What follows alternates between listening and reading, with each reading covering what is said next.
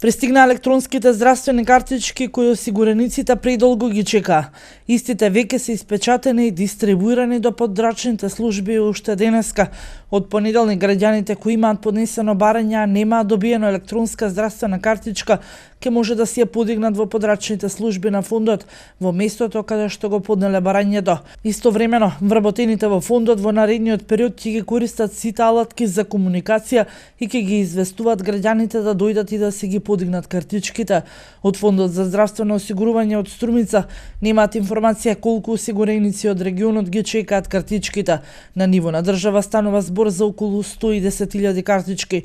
При првата употреба на ЕЗК кај матичниот лекар, осигуреникот внесува ПИН за понатамошно користење и заштита на картичката.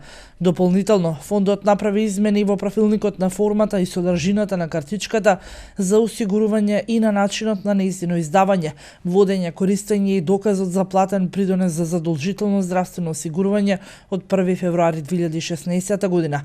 Сите деца до 3 годишна возраст немаат потреба од посебна електронска здравствена картичка, бидејќи детето правото од осигурувањето ќе ги остваруваат преку едниот родител. Картичките може да се подигнуваат од шалтерите на подрачната единица на Фондот за здравствено осигурување, а при тоа истовремено ќе можат и паралелно да се користат.